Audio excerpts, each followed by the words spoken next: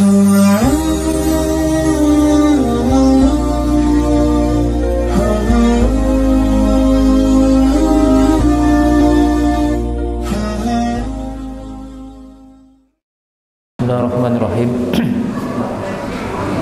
Assalamualaikum warahmatullahi wabarakatuh. Alhamdulillahirabbil alamin.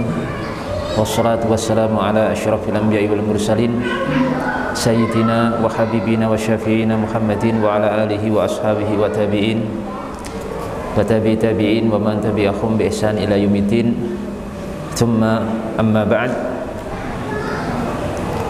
Masyarakat muslimin jamaah salat maghrib yang dimuliakan Allah Subhanahu wa taala. Pada kesempatan malam hari yang berbahagia ini kita akan melanjutkan kajian kita. Malam hari ini kita akan melanjutkan pembahasan kita, yaitu pembahasan seputar penyakit hati yang berikutnya, yaitu al-kibr atau al-ujub wal fakhr. Penyakit hati yang berikutnya yaitu tentang masalah sifat sombong.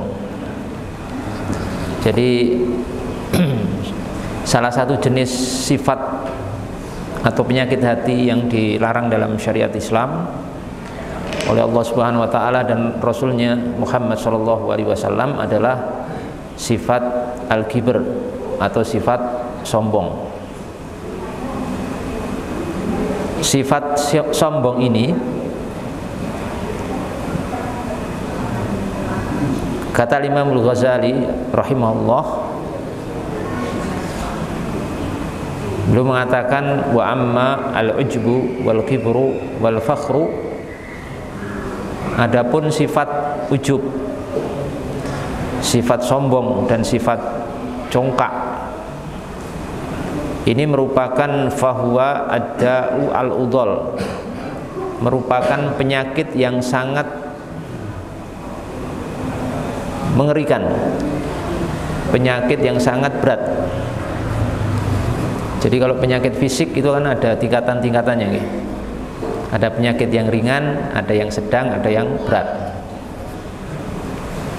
Lah kalau penyakit hati itu juga ada tingkatan-tingkatannya, Bapak Ibu sekalian. Nah, penyakit sombong ini termasuk penyakit yang sangat berat, sangat mematikan. Makanya termasuk deretan dosa besar. Dalam Islam itu penyakit sombong itu termasuk dosa besar, bukan dosa apa? Kecil. Dosa sombong atau congkak atau ujub itu termasuk dosa besar dalam agama Islam. Nah, sifat sombong ini bagaimana? Sifat sombong itu adalah seorang hamba melihat pada dirinya. Jadi nazrul abdi ila nafsih bi ainil izzi wal istidham. Orang sombong itu adalah seorang yang tatkala dia melihat kepada dirinya itu dengan pandangan kemuliaan dan keagungan. Jadi merasa dirinya itu lebih daripada orang lain, merasa mulia, lebih hebat, paling segala paling ya, paling kaya, paling pinter, paling segalanya. Kalau melihat kepada dirinya, itu orang sombong. Kalau melihat dirinya itu dengan bi'ainil izzi wal istidham, ya, dengan pandangan kemuliaan dan keagungan. Kalau melihat diri sendiri. Tapi kalau melihat ke orang lain, orang sombong itu wa ila ghairihi bi'aini al-istihqar wa zul, ya, wa dhul. Kalau melihat orang lain, orang sombong itu senantiasa melihat dengan pandangan perendahan dan kehinaan. Jadi kalau memandang orang lain itu senantiasa, oh ini orang rendah, orang hina. Kalau memandang orang lain begitu. Kalau memandang kepada diri sendiri, senantiasa memandang dirinya itu sebagai seorang yang mulia, sebagai seorang yang baik, sebagai seorang yang segala paling. Itu orang sombong. Jadi Bapak Ibu sekalian, kita tidak boleh sampai mensifati diri kita dengan sifat seperti ini. Jangan sampai kita melihat diri kita itu dengan pandangan seperti itu. Orang sombong kan begitu ya. Merasa paling alim, merasa paling ahli ibadah, merasa paling pinter, paling kaya, paling terhormat dan lain sebagainya. Terus memandang orang lain itu semuanya di bawah dia. Ya, orang lain itu bodoh, orang lain itu miskin, fakir, orang lain itu jelek, orang lain itu nggak punya derajat, pangkat. Na'udzubillah. Kita berlindung pada Allah Subhanahu wa taala dari hal ini. Makanya orang sombong itu kalau dalam bahasa Arab itu disebut ananiyah, sifat sombong. Ana itu saya, Pak. Ana, saya itu paling, saya begini. Merasa pokoknya paling tinggi dari segala sisi. Maka namanya ananiyah, saya begitu. Nah, sifat sombong itu merupakan warisan dari siapa? Iblis al-la'in, iblis yang dilaknat oleh Allah Subhanahu wa taala. Iblis kenapa sombong? Jadi orang dosa pertama, kata keterangan para ulama itu, dosa pertama yang dilakukan hamba terhadap Allah Subhanahu wa taala itu dosa sombong. Sebelum itu belum ada. Dosa pertama yang dilakukan hamba kepada Allah Subhanahu wa taala itu dosa al-kibr, dosa sombong. Dan itu dilakukan oleh iblis al-la'in, iblis yang dilaknat oleh Allah Subhanahu wa taala. Ketika iblis menikah diperintah untuk sujud kepada Nabi Adam, tapi menolak. Dalam Al-Qur'an disebutkan wa idz qulna lil malaikati isjudu li adama fasajadu illa iblisa aba wastakbara wa kana minal kafirin. Yang artinya wa idz qulna, dan tatkala kami Allah berkata kepada para malaikat, usjudu li adama, hendaklah kalian wahai para malaikat semuanya sujud kepada Adam, Nabi Adam alaihissalam. Maka seluruh malaikat niku sujud kepada Nabi Adam, kecuali satu, sinten? Iblis. Illa iblisa, kecuali iblis. Kenapa iblis tidak mau sujud kepada Nabi Adam? Karena aba niku enggan, wastakbaro, dan istikbar itu sombong. Wa kana minal kafirin, maka iblis itu termasuk orang-orang yang kafir, orang-orang yang akhirnya dilaknat oleh Allah Subhanahu wa taala dan ditetapkan oleh Allah Subhanahu wa taala sebagai penghuni neraka jahanam, diusir dari surga, dan dipastikan iblis niku termasuk min ashabil jahim, termasuk penghuni neraka karena sebab dosa niki. Jadi satu-satunya dosa iblis itu yang membuat iblis sampai terlaknat, mal'un, dan dipastikan menjadi penghuni neraka karena dosa apa? Sombong. Sombong kepada Allah Subhanahu wa taala, diperintah sujud kepada Nabi Adam, tidak mau.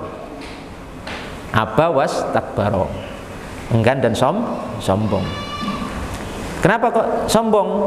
Karena iblis niku merasa lebih mulia dari Adam, Pak. Maka tadi kan sifat sombong niku namanya apa? Ananiyah, merasa ana, saya.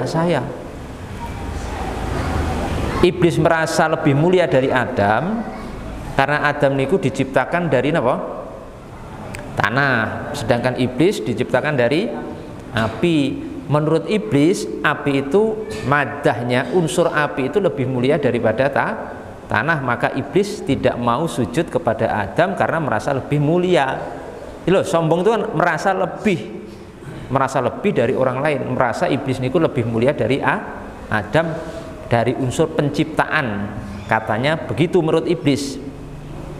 Walaupun argumentasi alasan iblis bahwa unsur api itu lebih mulia dari tanah itu tidak benar. Dijelaskan para ulama, bahkan tanah itu lebih mulia dari api. Nah, ketika ditanya oleh Allah Subhanahu wa taala dalam Al-Qur'an, dalam ayat yang lain itu, ketika Allah Subhanahu wa taala bertanya kepada iblis alaihi la'natullah, ya, ma mana'aka an tasjuda, au qal ma mana'aka alla tasjuda id amartuk, wa iblis, apa yang menghalangimu untuk tidak sujud atau tidak sujud kepada Adam ketika aku memerintahkan hal itu kepadamu. Maka iblis kemudian menjawab apa? Ya, ana khairum minhu. Aku lebih mulia dari siapa? Iblis. Aku, ya Allah, aku itu lebih mulia dari lebih mulia dari Adam. Kok aku disuruh sujud kepada Adam? Kenapa?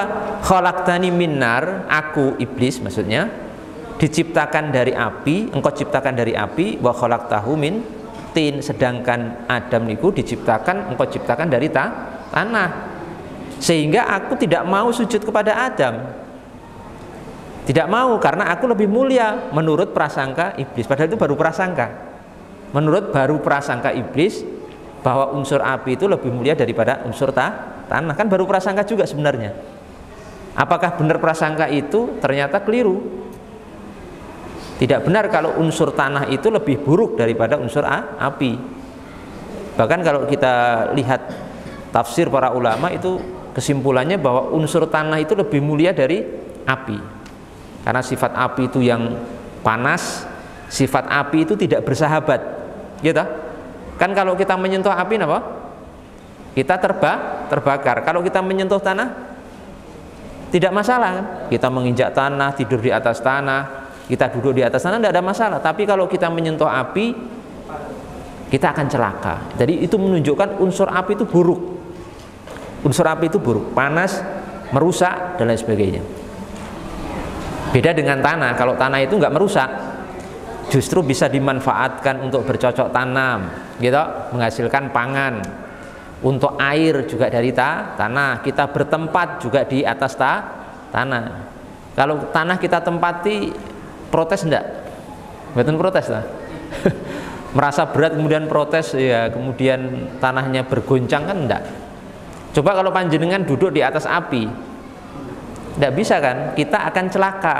Itu menunjukkan unsur tanah itu lebih mulia daripada unsur api. Sudah di sini prasangka iblis itu keliru. Prasangka iblis itu keliru. Sudah keliru, merasa paling benar. Kan konyol ya.